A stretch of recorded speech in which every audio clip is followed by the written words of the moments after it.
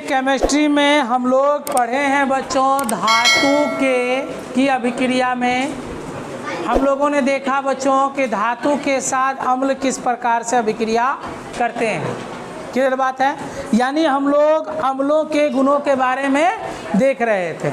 आज हम लोग अम्लों के गुणों में ही अगला पॉइंट डिस्कस करने वाले हैं। लिखा जाएगा क्या, धातु के कार्बोनेट से अम्ल की अभिक्रिया कैसी होती है। तो हेडिंग लगाया जाए बच्चों केमिस्ट्री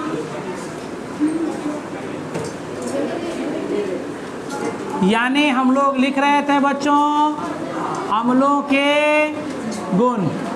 अम्लों के गुण में प्यारे बच्चों कितना नंबर पॉइंट होगा अगला, 5वां नंबर पॉइंट।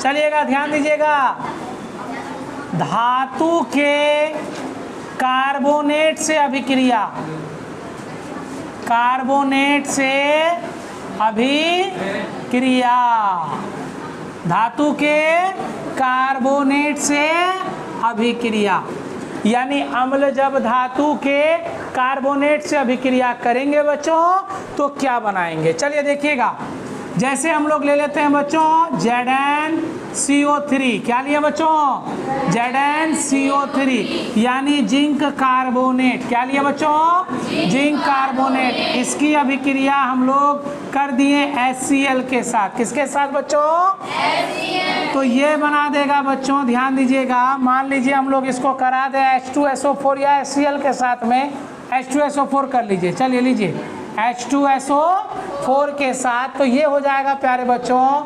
ZnSO4। अब प्लस हो जाएगा प्यारे बच्चों H2O, उसके बाद हो जाएगा बच्चों CO2। देखो समझो, यानी यहाँ देखो ये जिंक क्या है बच्चों, अलग अगर बोलेंगे तो ये धातु है और ये CO3 क्या है, कार्बोनेट है। तो धातु के कार्बोनेट से अभिक्रिया किया अम्ल, इस अम्ल का नाम क्या है प्यारे बच्चों, सल्फ्यूरिक अम्ल। ठीक है, सल्फ्यूरिक अम्ल है प्यारे बच्चों। और ये क्या है हमारा, बोला जाए जिंक कार्बोनेट, ये है जिंक कार्बोनेट और सल्फ्यूरिक अम्ल आपस में अभिक्रिया किया तो क्या बना, ये जिंक सल्फेट। क्या बना, जिंक सल्फेट बना। और क्या बना बच्चों, जल बना। और साथ ही साथ क्या बना, कार्बन डाइऑक्साइड बना। यानी हम लोग ये कह सकते हैं कि जब क्या बच्चों, जब क्या होगा, अम्ल धातु के कार्बोनेट से अभिक्रिया करते हैं तो जल और क्या बनाते हैं बच्चों, कार्बन डाइऑक्साइड का निर्माण करते हैं। तो लिखा जाएगा बच्चों जब धातु के कार्बोनेट, धातु के क्या बच्चों, कार्बोनेट, किसे, ओहो कार्बोनेट अम्ल से अभिक्रिया करते हैं, अम्ल से अभिक्रिया करते हैं तो मुख्यतः क्या बच्चों, मुख्यतः जल और कार्बन डाइऑक्साइड, जल और क्या बोला जाए, हाँ डाई ऑक्साइड क्या करते हैं बच्चों, मुक्त करते हैं। चल उतारा जाए। अच्छा कार्बोनेट इतना तो कर सकते हो क्या जी, और कहीं पर है क्या, कार्बोनेट धातु के कार्बोनेट से अभिक्रिया।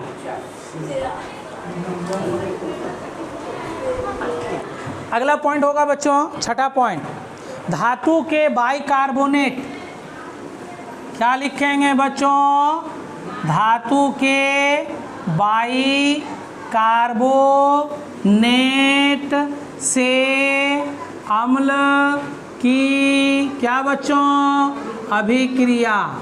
हमने देखा कार्बोनेट के साथ, अब देखेंगे किसके साथ, बाइकार्बोनेट के साथ। बाई मतलब टाटा बाय बाय वाला, ठीक है। तो लिखेंगे बच्चों NaHCO3। देखो यहाँ पर Na है और CO3, ये कार्बोनेट होगा CO3, ये धातु है। लेकिन यहाँ पर देखो बीच में क्या लगा हुआ है, अरे बोलो क्या लगा हुआ है, H। ये हाइड्रोजन जो है बच्चों यही बताता है बाय। अगर हाइड्रोजन ना रहता तो हम लोग Na2CO3 लिखते और लिखते तो इसका मतलब यह होता है ये बाइकार्बोनेट नहीं है बल्कि सिर्फ सोडियम कार्बोनेट है। जहाँ H लगा तो बता दिया ये क्या है बच्चों, बाइकार्बोनेट। चलिए अब देखिए यहाँ पर, यहाँ से 2 हटाएंगे, किसकी अभिक्रिया, अम्ल से अभिक्रिया, यानी अम्ल कौन, HCl। चलिए बच्चों जल्दी से बनाएंगे इसको हम लोग, तो बनाएंगे क्या होगा बोला जाए, NaCl प्लस क्या बनेगा, जल, जल कौन, H2O प्लस कौन बनेगा, कार्बन डाइऑक्साइड यानी CO2। तो देखो ये भी अभिक्रिया हो गई है ना, यानी धातु के बाइकार्बोनेट से अम्ल अभिक्रिया कर मुख्यतः क्या क्या निकालते हैं, जल को और कार्बन डाइऑक्साइड। दोनों में एक ही चीज ना है बच्चों, क्या दोनों में एक ही चीज है, पूछेगा सवाल क्या पता है, सवाल ये पूछेगा बच्चों कि धातु के कार्बोनेट से या बाइकार्बोनेट से, धातु के कार्बोनेट से या बाइकार्बोनेट से कौन सी गैस निकलती है।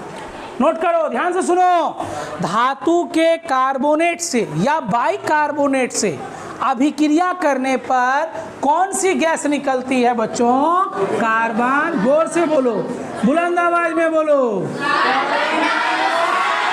क्लियर हो गया बच्चों, ये सवाल रहेगा, ये सवाल रहता है कि जब अम्ल धातु के कार्बोनेट से या धातु के बाइकार्बोनेट से अभिक्रिया करती है तो कौन सी गैस निकलती है बच्चों, कार्बन डाइऑक्साइड। चलो ठीक है, क्या, चलो बच्चों यहाँ ध्यान दो, हो गया ये चीज, क्या लिख सकते हो यही गप जैसे इसमें लिखे हैं, क्या लिखे हैं बच्चों, जब धातु के बाइकार्बोनेट से अम्ल की अभिक्रिया होती है, यानी धातु, जब धातु के कार्बोनेट अम्ल से अभिक्रिया, तो यहाँ पे जोड़ देंगे क्या, कार्बोनेट के जगह क्या जोड़ेंगे, बाइकार्बन। लिख लो डिफिनेशन, अपने से लिख लोगे। सुनो रे, यहाँ पे सुनो, ये जो है ना जिंक सल्फेट, ये सुनोगे, ये लवण है, लवण है, ये भी क्या बना, लवण बना, ये भी लवण है, ये भी लवण, लिख देना इसके नीचे लवण, लवण, लवण, लवण। चलो ठीक, 7वां नंबर, भस्म के साथ अभिक्रिया, भस्म के साथ बच्चों अभिक्रिया, सुनिएगा ध्यान से, अम्ल ले लो, कोई भी अम्ल, जैसे HCl ले लिए, कोई भी भस्म ले लेंगे, NaOH, क्या बना बच्चों, NaCl, और साथ में क्या बना बच्चों, क्या बना बोलो, अच्छा ये है हमारा क्या, अम्ल, ये है हमारा क्या, भस्म, ये है हमारा क्या, लवण, और ये है हमारा क्या, जल। देखो जब जब लवण बना है तब तब कौन बना है ना, देखो पिछले वाला बाइकार्बोनेट और कार्बोनेट में यही चीज लिखे हैं, जब जब जल बना है तब तब क्या बना है, लवण बना है, और लवण बना है तो क्या बना है, जल बना है। तो यानी जब लिखेंगे अम्ल, लिखते हैं बच्चों अम्ल, जब भस्म के साथ अभिक्रिया करती है तो लवण तथा क्या बनाती है बच्चों, लवण तथा जल बनाती है, और ऐसी अभिक्रिया क्या कहलाती है, बोलो, और ऐसी अभिक्रिया, भूल गया, हाँ, उदासीनीकरण अभिक्रिया कहलाती है। ठीक है बच्चों, जल्दी जल्दी नोट किया जाए।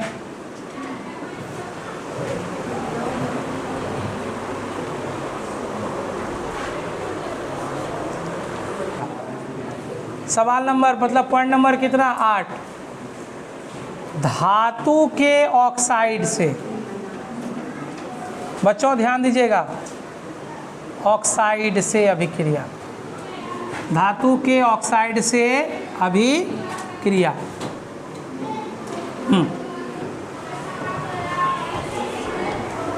अब सुनो धातु का ऑक्साइड क्या होता है,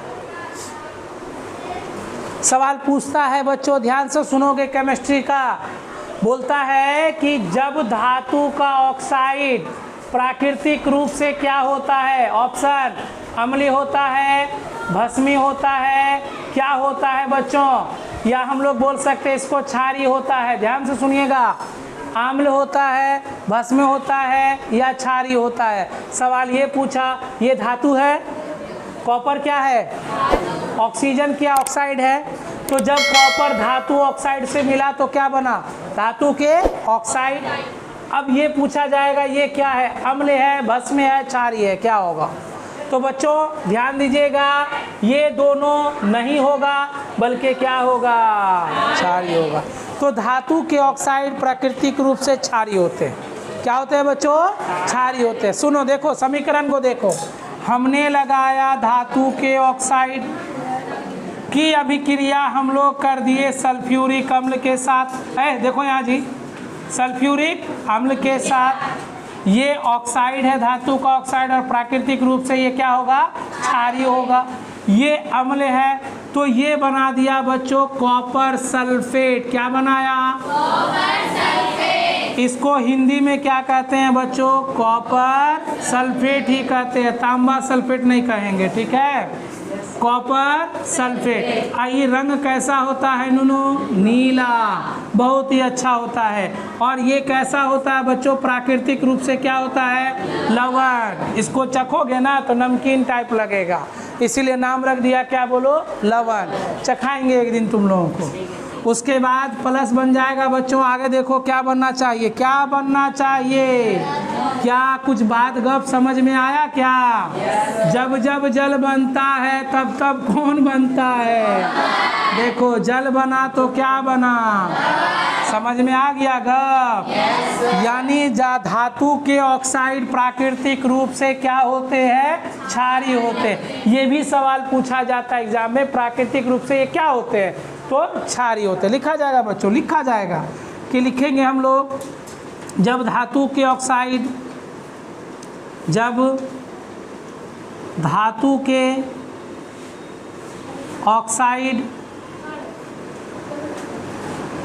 अम्ल से अभिक्रिया करते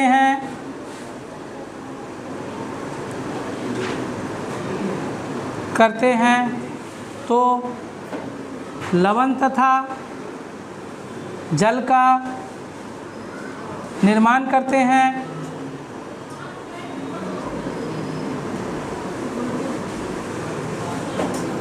यह धातु का ऑक्साइड, यह धातु का ऑक्साइड क्षारीय होता है।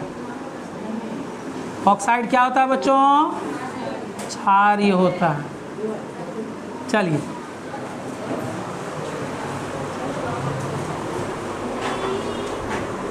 गौर कीजिएगा, ये सवाल रहेगा, अम्ल का जल के साथ अभिक्रिया। हम कोई भी अम्ल उठा ले, HCl उठा लेते हैं जो सबसे फेमस है बच्चों, इसका जल के साथ अभिक्रिया कर देते हैं तो ये बनाएगा प्यारे बच्चों क्या? तो ये बना देगा H3O- और प्लस होगा ना यार जी, और फिर होगा क्या? Cl क्या? माइनस, और प्लस नूनू क्या होगा? ऊष्मा। एगो नया गप सुन लो, ऊष्मा। यही चीज़ बताने वाले थे, ध्यान से सुनोगे। एक पहला तो ये लिख देते हैं, दूसरा भी लिखिए देते हैं। H2SO4, इसके साथ गया जल, ये बना दिया बच्चों H3O प्लस, प्लस बन गया बच्चों SO4 2- प्लस हो गया बच्चों ऊष्मा। अब इसका क्या मतलब होता है? सुनो बच्चों, कोई भी अम्ल बच्चों प्राकृतिक रूप से खतरनाक होते हैं। देखो पड़ोसी का नाम लिखा हुआ है, इसका किताब है क्या? है ना? तो कोई भी चलो देखो, कोई भी अम्ल बच्चों प्राकृतिक रूप से खतरनाक होते हैं। क्या होते हैं? खतरनाक। बोला जा रहा है कि अगर तुम किसी अम्ल में जल गलती से मिला दिया तो वह गर्म हो जाएगा। क्या हो जाएगा?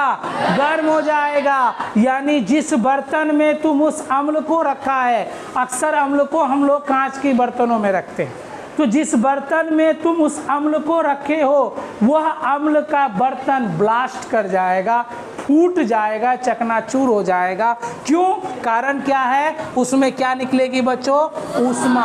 यानी कि मतलब अम्ल में जैसे ही तुम जल डालोगे तो जल क्या करेगा, उस अम्ल से हाइड्रोनियम आयन को अलग करना प्रारंभ करेगा, जिससे H3O+ में और SO4 माइनस में, यानी दो अलग अलग चीजों में ये बटेगा, प्लस और किस में बच्चों, माइनस में। ये प्लस और माइनस जैसे टूटने लगेगा बच्चों, उसके साथ में कुछ ऊष्मा भी निकलेगी, उसके साथ में क्या निकलेगी, कुछ ऊष्मा भी निकलेगी बच्चों।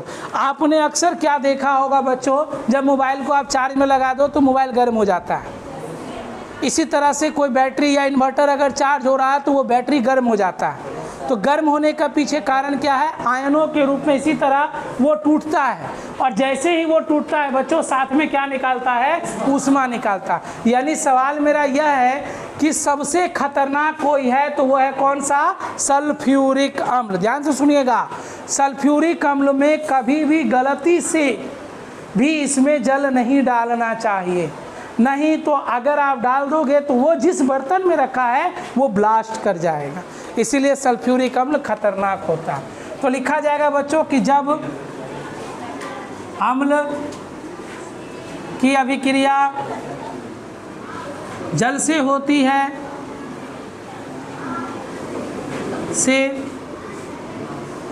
है तो वह आयनों के रूप में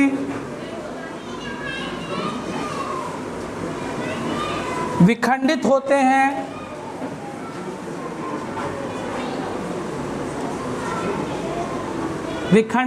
हैं, जिससे ऊष्मा भी उत्सर्जित होती है। इसीलिए अम्लों को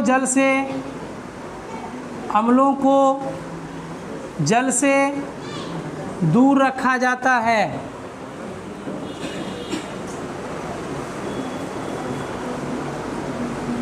चलिए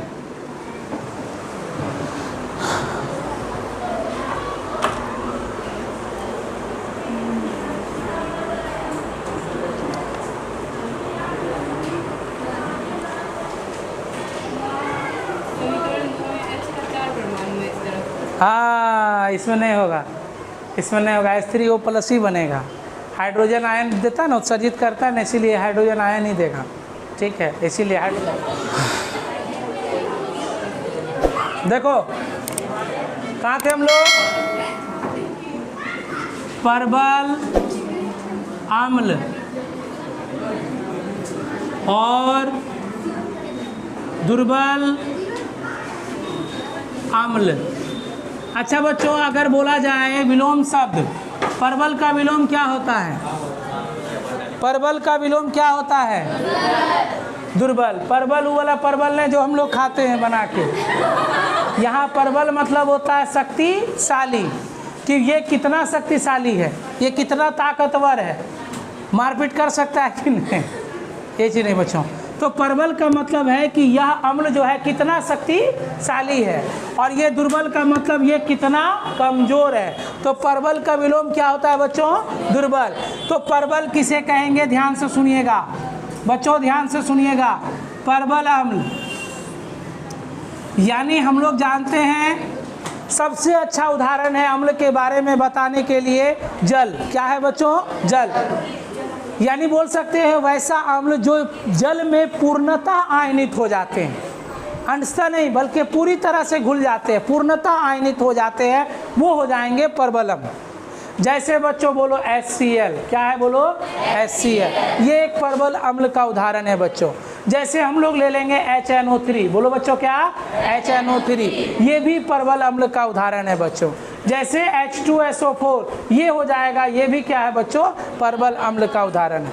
यानी ये जैसे ही इसमें तुम जल डालोगे तो ये पूर्णतः इसमें घुल जाएगा, यानी पूर्णतः आयनित हो जाएगा, है ना। इसमें जल डालते ही ये पूर्णतः क्या हो जाएंगे, आयनित हो जाएंगे। तो इसीलिए इसको परवल अम्ल की श्रेणी में रखा जाता है। और कहा यह भी जाता है बच्चों कि इस परवल अम्ल में H2SO4 है या HNO3 है या HCl है, जैसे ही जल में डालते हैं ये खट से तुरंत तुरंत ये क्या करता है बच्चों, हमारा ये हाइड्रोनियम आयन बना देता है। क्लियर बात है। यानी परवल अम्ल कैसा अम्ल होगा, वैसा अम्ल जो जल में पूर्णतः आयनित होकर H+ आयन प्रदान करते हैं, वही क्या कहलाते हैं, परवल अम्ल। लिखा जाए बच्चों, वैसा अम्ल जो जल में पूर्णतः आयनित होकर H+ आयन प्रदान करते हैं, परवल अम्ल कहलाते हैं। H+ आयन बच्चों ध्यान रखिएगा, जैसे बगल वाला सब लिख देना है HCl, HNO3 नाम तो याद है ना सबका, H2SO4। दूसरा गा बच्चों दुर्बल अम्ल, दुर्बल अम्ल, ठीक है। अब क्या होगा, वो तो पूर्णतः आयनित हो जाता था, लेकिन ये अब पूर्णतः आयनित नहीं होगा। यानी वैसा अम्ल जो जल में पूर्णतः आयनित नहीं होते हैं, बल्कि अंशतः आयनित होकर H+ आयन प्रदान करते हैं। इसी का अपोजिट लिख देना है, वैसा अम्ल जो जल में अंशतः आयनित होकर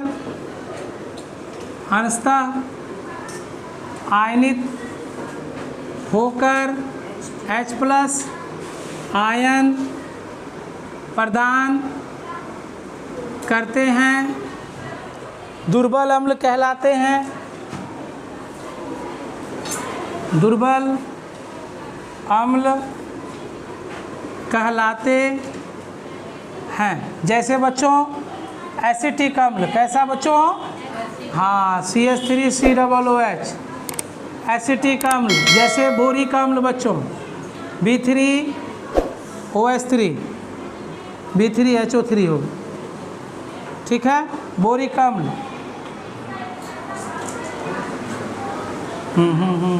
हाँ रहने दो, इत्यादि जोड़ देना इसमें, ठीक है। ये हो जाएगा क्या, एसिटिक अम्ल।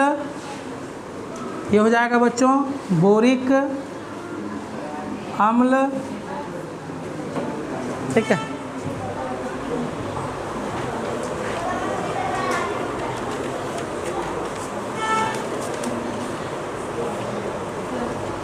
क्या हुआ, हाँ हाँ, तीनों को याद रखना है। क्या और याद करेगी, दूध तो ये तो काफ़ी है, इतना तो यहाँ ये क्यों बार बार लिखा जाता है कि नया गप नहीं आए सामने में। अगर कोई नया गप आ जाएगा ना, भूलिए जाएगा, दिमाग से उड़ जाएगा क्या लिखे थे सर, ठीक है। ये जाना पहचाना है, बार बार पढ़े हो, ठीक है। एसिटिक अम्ल हो गया, बोरिक अम्ल हो गया। इसमें और भी लिख सकते हो बच्चों, जैसे कार्बोनिक अम्ल। कार्बोनिक अम्ल के लिए क्या लगाएंगे, H2CO3। याद आया कुछ, कार्बोनिक अम्ल बोले थे, कोल्ड ड्रिंक वाटर का कार्बोनिक अम्ल है ना, कोल्ड ड्रिंक अम्ल भी बोला जाएगा इसको, कोल्ड ड्रिंक, कोल्ड ठीक है ना, लिखे रे ड्रिंक, हाँ कोल्ड ड्रिंक अम्ल, ठीक है। या इसको कहेंगे ठंडा कोल्ड ड्रिंक जो। परवल अम्ल, दुर्बल अम्ल आप पूछेगा तो अब दिक्कत नहीं है। परवल में क्या कहेंगे बच्चों, वैसा अम्ल जो जल में पूर्णतः क्या होता है, आयनित होता है। और दुर्बल में क्या होता है बच्चों, अंशतः आयनित होता है, ठीक है। ये ज़्यादा मात्रा में देगा और ये कम मात्रा में देगा, ये कम मात्रा में देगा, है ना। देखो सुनो ध्यान से बच्चों, ध्यान से सुनना। कार्बोनिक अम्ल जो हम लोग पीते हैं, ठंडा कोल्ड ड्रिंक वगैरह पीते हैं, वो कार्बोनिक अम्ल होता है। बोरिक अम्ल का काम होता है बच्चों कि अगर कहीं कट उठ जाता है तो एंटीसेप्टिक के रूप में इसका इस्तेमाल होता है। आपने बोरिक एसिड का नाम सुना होगा, बोलो हाँ ना, जो पाउडर में मिलता है, जो कैरम बोर्ड खेलने का काम में आता है, जो मेडिकल में दुकानों में मिलता है, तो वो बोरिक अम्ल होता है बच्चों। उसका सूत्र देख लो, आज देख लिया, B3HO3 यही ना है। हम कंफ्यूज हो जाते हैं कभी कभी, क्या H3BO3। ठीक है, देखो जो कंफ्यूज होते हैं ना बिल्कुल सही होते हैं हम लोग। सही कर लो इसको काट के, वो मत करो, काट के सही कर लो। H3BO3, बी को H नहीं बनाएगा, पाप लिखेगा। H3BO3 पूरा पूरा लिखो, एकदम स्पष्ट, साफ साफ साफ सुथरा लिखना। काट के ऊपर में लिख दो बोरिक अम्ल। ये एंटीसेप्टिक के रूप में इस्तेमाल होता है बच्चों, ये मेडिकल में मिलता है। अगर किसी को कट जाए, फट जाए, कहीं कुछ हो जाए, ठीक है, तो बोरिक अम्ल तुरंत जाता है, खरीद के लेके आना मेडिकल से। कैरम बोर्ड भी खेल लेगा, और प्लस क्या करेगा, अगर कहीं कट गया तो वहाँ पर लगा देगा तो सूख जाएगा, है ना। वो देखा होगा तुम लोग कि झोला छाप डॉक्टर सब क्या करता है, पाउडर रखता है ना, सट पाउडर मार के एकदम टेप मार देता है, बंडिज मार देता है। तो वो टेप, वो पाउडर क्या है बच्चों, बोरिक अम्ल ही है। आइए एसिटिक अम्ल बताओ किस में पाया जाता है, सिरका में। सिरका में क्या पाया जाता है, एसिटिक अम्ल। चलिए खत्म हो गया बात। अब बात करेंगे बच्चों, क्या बच्चों, सांद्र अम्ल और तनु अम्ल। देखो सांद्र अम्ल का मतलब होता है वैसा विलयन, बोलो क्या, वैसा विलयन जिसमें अम्ल की मात्रा अधिक हो। जिसमें किसकी मात्रा अधिक हो, अम्ल की अधिक होगी, वो कहलाएगा बच्चों क्या, सांद्र। कभी कभी कहीं कहीं लिखा रहेगा बच्चों सांद्र H2SO4, ठीक है, कभी कभी लिख देगा तनु H2SO4, ये दोनों लिखा रहेगा ऐसे। तो इसका मतलब क्या है प्यारे बच्चों, ध्यान से सुनो। इसका मतलब यह होता है सांद्र उस जगह लगेगा जहां अम्ल की मात्रा क्या होगी, अधिक। तनु उस जगह लगेगा जहां अम्ल की मात्रा कम होगी। जहां अम्ल की मात्रा कम, वो क्या होगा, तनु। ऐसे याद रखो ना, तन्नी गो, नहीं आम भाषा में तन्नी ठो, ऐसे जल्दी याद हो जाए, नहीं एकदम खतरनाक याद होगा, तन्नी गो। तो यानी तन्नी गो अम्ल तन्नी गो अम्ल होगा तो क्या कहलाएगा, तनु। और ज्यादा अम्ल होगा तो क्या होगा, समूचा। ऐसे याद रखो, समूचा, तन्नी गो। क्या मजा आ गया। 100 से क्या हो जाएगा बच्चों, हाँ, और तो से क्या होगा, तन्नी गो। अपना भाषा में क्या बोलते हो बात को, तन्नी ठो। तो तनी गो अम्ल कहलाएगा तनु, और 100 से समूचा अम्ल कहलाएगा क्या, सांद्र। यानी बोला ये जाएगा प्यारे बच्चों कि वैसा विलयन जिसमें अम्ल की मात्रा अधिक हो, वो क्या कहलाएगा, सांद्र अम्ल। और जिसमें अम्ल की मात्रा कम हो, वो क्या कहलाएगा, तनु अम्ल कहलाएगा। क्लियर हो गया बात को। ऐसे याद रखने का तरीका भी हो गया। सांद्र मतलब ज्यादा अम्ल, तनु मतलब कम गो अम्ल। ठीक, अच्छा एक बात बताओ हमें, अगर जिस विलयन में अम्ल की मात्रा अधिक होगी वह अम्ल जो है डेंजर होगा, नो डाउट। अब हमें ये बात बताओ, यस सर तो बड़ा बुलंदी के साथ बोला। अब हमें ये बात बताओ कि हमारे पेट में जो अम्ल रहता है वो सांद्र वाला रहता है या तनु वाला रहता है, बताओ। बहुत अच्छा। और सांद्र वाला अम्ल अगर रहेगा ना तो पेट जलिए जाएगा।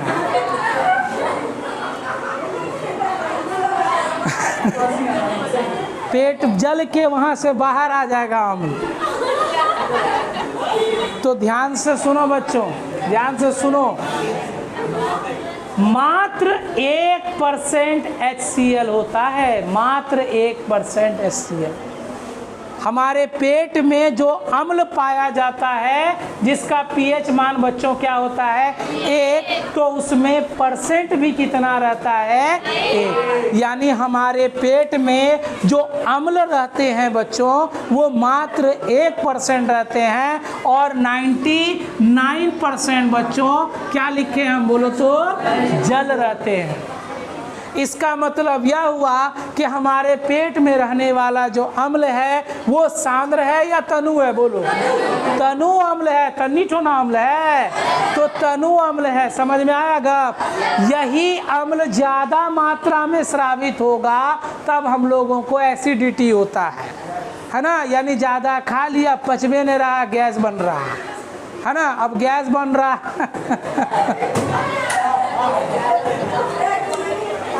गंदे लोगों की सोच गंदी। चलो देखो, तो तो गैस बना। अब उसको मिटाने के लिए, उस अम्ल को कम करने के लिए हम लोग खाते हैं बच्चों एंटासिड। बोलो क्या? एंटासिड। एंटासिड की गोली खाओ, नहीं तो मीठा सोडा खा लो। क्या खा लो? मीठा सोडा। हाँ, मीठा सोडा खा लो, यानी NaHCO3 सोडियम बाई कार्बोनेट। अरे बोलो ना रे, ई अगर खा लोगे तो कोई दिक्कत नहीं बच्चों, क्योंकि कार्बन डाइऑक्साइड तुम्हारे मुंह से जो डकार आएगा दरअसल वो क्या आता है प्यारे बच्चों? Carbon dioxide. जो तुम जैसे पीते हो ना, कौन सा, मान लो ड्रिंक पी लिया है, कौन ड्रिंक बोल दिए रे हम? ठंडा वाला। अरे ठंडा जो पिया, तो ठंडा पीने के थोड़ी ही देर के पश्चात एक डकार आता है ना, तो ठंडा के साथ जो डकार आ रहा है वो कौन सा आ रहा है बच्चों? कार्बन डाइऑक्साइड आ रहा है। अब ज़्यादा कुछ बोलने का इसमें दरकार रहा नहीं बच्चों, बस डिफिनेशन हम लोग लिखेंगे, जल्दी से डिफिनेशन लिखें।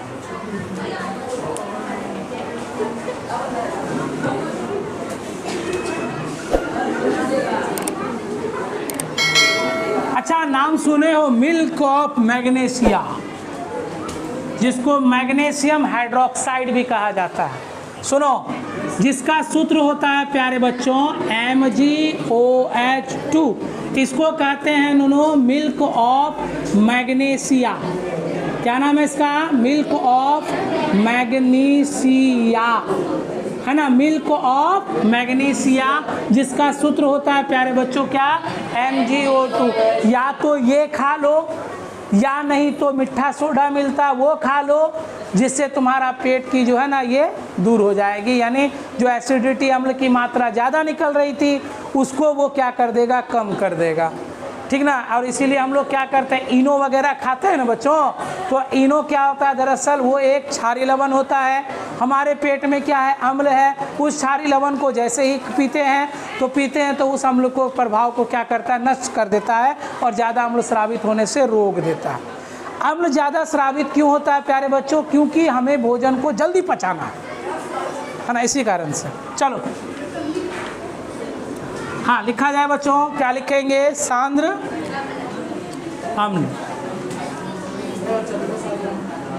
ये सब जो है ना अम्ल के बगले में लिखा रहेगा सांद्र और तनु, तो समझ जाना क्या है मतलब। लिखेंगे वैसा विलयन जिसमें अम्ल की मात्रा अधिक होती है, सांद्र अम्ल कहलाता है। साथ ही इसमें जल की मात्रा कम होती है। यह सांद्र किसी भी अम्ल के नाम के आगे लगा रहता है, नाम के आगे लगा रहता है। जैसे सांद्र HCl, सांद्र HCl, जैसे सांद्र H2SO4,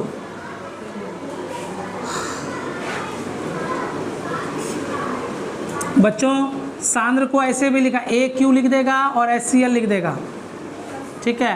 तो HCl AQ लिख देना, ऐसे ये HCl लिख देना, और यहाँ लगता ऐसे लिखा रहता है AQ, है ना। H2SO4 लिखा रहेगा और अंग्रेजी में AQ यहाँ लिखा रहेगा। AQ का मतलब है बच्चों, AQ मतलब एक्वस। AQ मतलब क्या होता है प्यारे बच्चों? एक्वस। एक्वस मतलब होता है प्यारे बच्चों सांद्र। ये सब किताब में लिखा है? नहीं मिलेगा कुछ के। हाँ, अब आइए बच्चों, क्या लिखेंगे? तनु। तनु अम्ल का मतलब तनिठो अम्ल, है ना, वैसा विलयन जिसमें क्या बोलो? अम्ल की मात्रा, हाँ,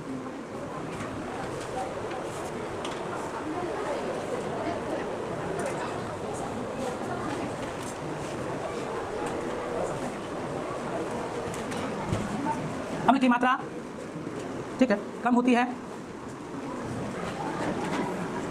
AQUOS एक्वस, ठीक है, वैसा विलयन जिसमें अम्ल की मात्रा कम होती है तनु अम्ल कहलाती है। साथ ही इसमें जल की मात्रा क्या होगी जी, कम क्या अधिक? जल की मात्रा अधिक होती है। जैसे क्या लिखो इसमें, यह किसी भी अम्ल के नाम के आगे लगा रहता है, अम्ल के नाम के आगे लिखा रहता है, लिखा रहता है। जैसे हम लोग कह देंगे तनु अम्ल, तनु HCl, तनु H2SO4, है ना। इसको कहते हैं बच्चों डाइल्यूट HCl, इसको कहते हैं डाइल्यूट H2SO4, DIL कहाँ लिखोगे, इधर लिख देते हैं क्या, HCl DIL डाइल्यूट, डॉट लगा देना, HCl DIL। चलो, हमारे पेट में पाया जा pH, है ना, ध्यान से सुनिएगा। P लगाएंगे छोटी वाला और H लगाएंगे बच्चों क्या वाला, बड़ी वाला। pH स्केल, हेडिंग लगाइए एकदम खटाखट। इसको कहेंगे बच्चों pH स्केल, ठीक है, pH स्केल। P का अर्थ होता था बच्चों पॉन्टेज, क्या होता है बच्चों, पॉन्टेज। इसका अर्थ होता है, इसका अर्थ है पावर, क्या है बच्चों, पावर। पावर मतलब क्या होता है, शक्ति, है ना। H4 होता है क्या बच्चों, हाइड्रोजन, आयन ले लेना यहाँ पर, और यहाँ पे लगा रहेगा H+, hydrogen, H+ hydrogen ion, H का मतलब यहाँ देंगे। सुनिएगा बच्चों, इसकी डिस्कवर कब हुई थी, यानी इसका डिस्कवर कब हुआ, यानी इसकी खोज कब हुई, या आविष्कार भी बोल सकते हैं इसका, आविष्कार लिख दो अच्छा लगता है, आविष्कार। इसका आविष्कार कब हुआ प्यारे बच्चों, इसका आविष्कार सन 1909 में हुआ। किसने किया, किसने किया प्यारे बच्चों, बोला जाए सोरेंस ने किया था, सोरेंस, ठीक है। चलिए, इतना गप को पहले आप लोग लिख लीजिए।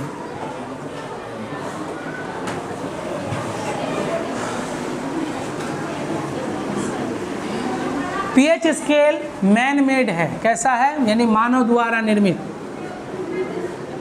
कार्य क्या है बच्चों इसका, कार्य लिख देंगे, अम्ल और भस्म, अम्ल भस्म और लवण, अम्ल भस्म और लवण की प्रभावशीलता, इसका कार्य यही है। अब चलिए pH स्केल के बारे में हम लोग जानते हैं। सबसे पहला हम लोग ये जानेंगे बच्चों, सांद्र। सबसे पहले ये बात बताओ हमें कि सांद्र के बारे में हमने क्या बताया, बोलो क्या होता है, जिस विलयन में अम्ल की मात्रा अधिक हो वही क्या कहलाएगा, सांद्र। तुमको यहाँ दे दिया एगो HCl और फिर दे दिया एगो HCl, बस यहाँ लिख दिया सांद्र और यहाँ लिख दिया तनु, बोल दिया क्या दोनों एक ही प्रभाव का है, दोनों का ताकत एक जैसा है, तो क्या तुम कहोगे सही है या गलत है, गलत है। तो इस सही और गलत का पहचान किसने दिया, सोरेंस ने दिया। कौन सा स्केल बनाकर, pH स्केल बनाकर, ठीक है। P4 पॉन्टेज, पॉन्टेज का अर्थ होता है बच्चों क्या, पावर, पावर मतलब शक्ति। H4 हो जाएगा हाइड्रोजन, आयन लिख देंगे बच्चों। H+ में डिस्कवर कब हुआ इसका, 1909 में, किसने किया, सोरेंस ने किया।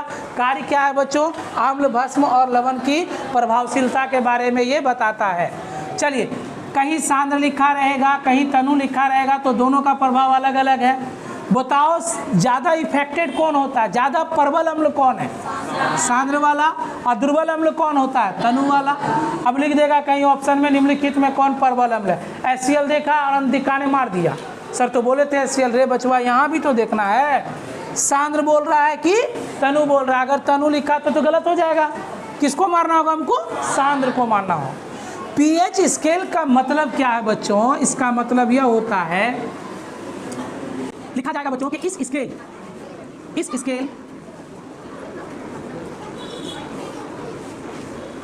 इस स्केल को सर्वप्रथम सन 1909 ईस्वी में सोरेंस नामक वैज्ञानिक ने दिया, जिसमें P का अर्थ है क्वांटेज या पावर, POWE, और अंग्रेजी में लिखना होगा बच्चों पावर, और H का अर्थ है हाइड्रोजन आयन।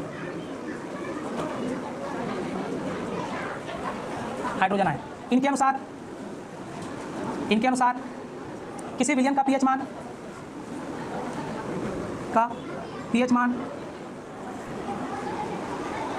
पीएच मान उसमें मौजूद H+ आयन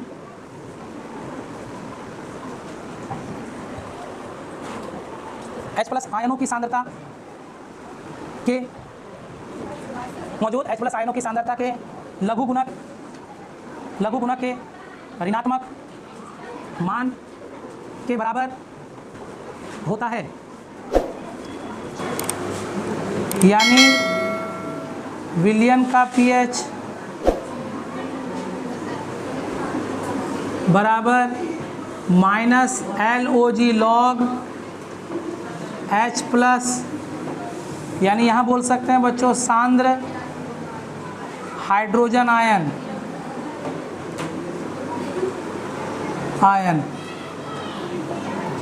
LOG log लिखे बच्चों, यही लघु गुणक कहलाता लॉग। इसको देने वाला नेपियर नामक वैज्ञानिक था। लॉग एक मैथमेटिक्स का एक टर्म होता है बच्चों, -log, या फिर इसी को आगे में हम लोग लिख सकते हैं pH बराबर log 1/H+। यहाँ माइनस नहीं देंगे तो क्या करना होगा? 1/H+ लिखना होगा। कितना सारा गप लिख दिया बच्चों। अब लिखेंगे पीएच स्केल का नमूना। पीएच स्केल का नमूना बनाएंगे बच्चों।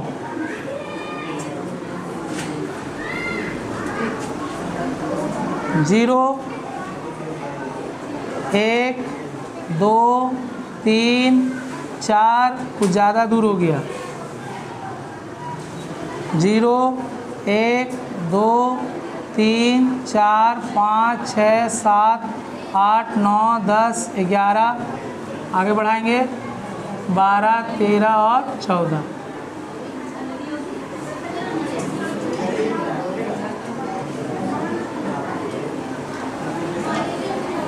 पीएच स्केल में मान कहाँ से कहाँ तक रहता है? 0 से लेकर 14 तक रहता है।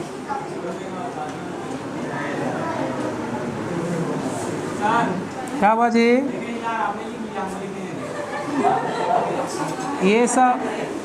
ये सब बेतुकी बातें क्यों क्या करते हो तुम लोग? अच्छा लगता है? कौन लड़का है जी? क्या है वैसे करते हो नाजिर? और ये मन नहीं लग रहा है बाबू, घर जाओ। चलिए यहाँ देखा जाए, ध्यान दोगे। हमने 0 से लेकर बनाया 14 तक। 0 से कहाँ तक? ये कहलाएगा बच्चों उदासीन। क्या होगा ये? उदासीन। और इधर जो जाएंगे अम्ल बढ़ेगा, अम्लता बढ़ती है। अम्लता क्या होती है नूनू?